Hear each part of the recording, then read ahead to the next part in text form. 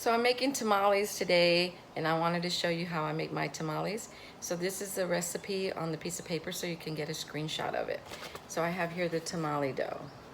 So what you'll need, your ingredients are gonna be your corn masa, you're gonna need some chicken broth, some cumin, paprika, some oil or lard, some salt.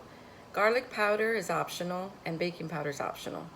And this recipe makes about 15 dozens because there's 15 cups of flour in that bag of masa. So the 1 dozen, so I wrote on the back, 1 dozen recipe is 1 cup of masa. 1 dozen makes, you need to make 1 dozen is 1 cup of masa, 1 cup of chicken broth, and some oil, lard, and the cumin, paprika, the salt, the garlic powder, and the baking powder. So I'm gonna get started because it takes a while.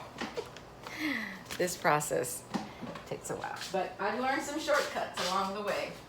So I made one earlier, so I'm gonna put it over here and put some saran wrap on it.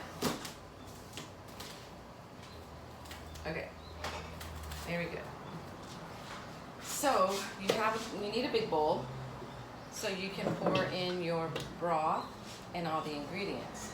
So you want to strain your chicken broth. Don't throw your chicken broth away after you make your chicken. So I had made the video when I was cooking last night. I made the chicken last night, and I was telling you that you don't add anything to the meat when you cook it, just the water, and you just boil it until it's done. So the chicken broth I have is you strain it all out because there's a lot of leftover stuff in there, and you pour it into your bowl. This measuring cup is half a gallon, 8 cups, so I need 1 more. So you just strain that, and if I don't have enough, I have another one.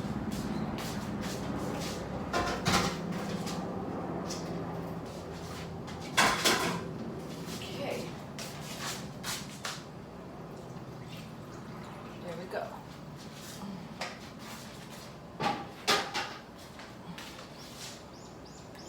So there's your 1 gallon of chicken broth, which is at room temperature.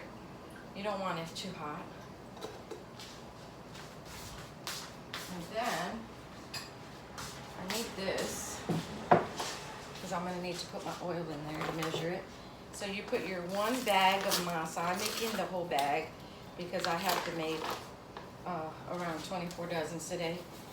So you put the whole bag,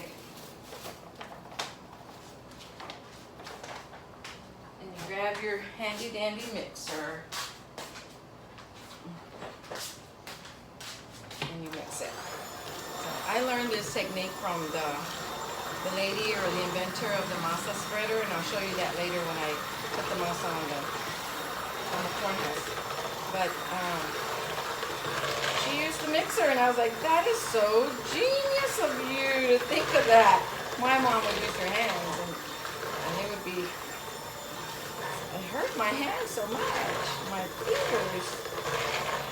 So in the old days, when they first started making tamales, I believe it started in the Mayan tribes back, I don't know if they're Central America or South America, or I think they're Central America. And they would make the tamale. They started making tamales, but it was days in preparation. It would take them days to make them because they had to do everything from scratch. After they grow the corn, and they have to, shuck the corn, and then they have to dry the corn, and then they have to soak the corn, and then they have to grind the corn just to make the masa.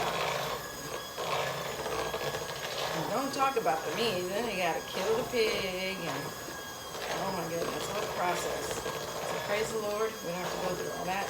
And now that's all done. So then we get our oil. You get your oil in your measuring cup, and then you add all your ingredients in there, and it kind of mixes it all together for you. So when you put it in here, you don't have powder everywhere, which I thought was also ingenious from that one lady. I learned a lot from her. So because I don't have a lot of lard, I've used what I brought from Washington, and I need to use most of this for my beans. So this oil, I used 1 cup of oil, but I'm going to put in some lard to make my 3 cups, which I'm only at 2. I'm only at 2. I need it for my beans. I can't use it all. Okay, I still have some in there. All right, almost 3, almost 3. Almost. All right, I'm gonna stop there. Okay, so this is good. If it's solid, you can put it in the microwave and melt it a little bit. So there you go. So I have that. So I'm going to add in my cumin and my paprika, 1/3 cup of each. And then I used the 1/3 cup, and I put half of it, which makes the 6 of salt, and the other half of garlic powder. And then I'll mix it in here, and then I'll pour it into my masa. Okay.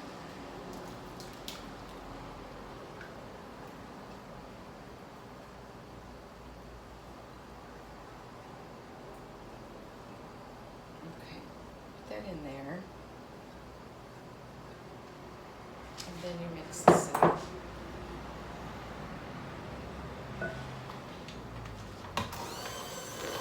Okay, very good. And then you just mix this all up. Which cuts your time so much by using a hand mixer. And then after you mix it, taste it to see if it has enough salt in it. Just give it a little taste. Okay.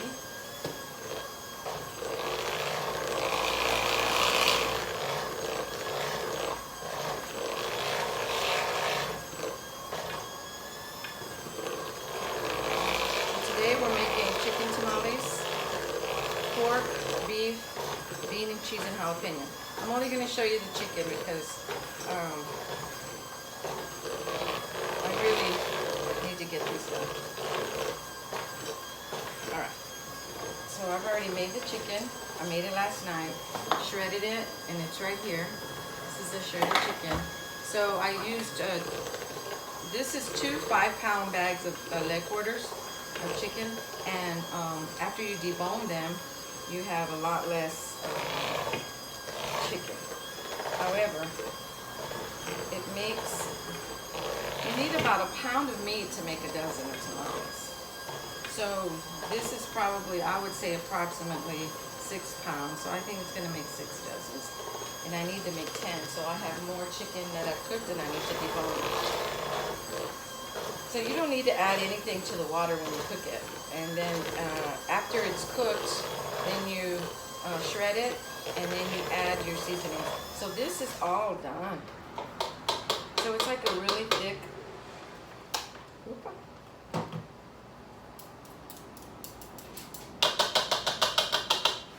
Okay, I'm going to show you like this. It's really thick.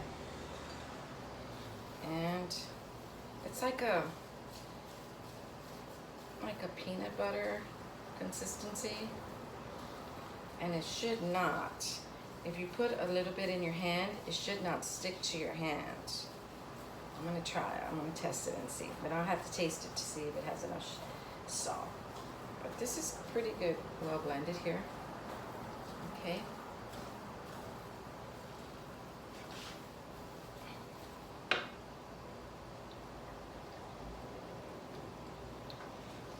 It's good flavor. So this is a little ball, and I don't know, I'm gonna get closer. I just put a little bit in my hand, and it rolls around, see? It doesn't stick to my hand. Doesn't even stick to my finger. So that's because of the oil. And so if you don't have enough oil, it's gonna stick to your hand. So this is great. Okay, so we're done with the masa. And then we'll go on to seasoning the meat and cleaning the corn husk and putting it together. So I'll see you later.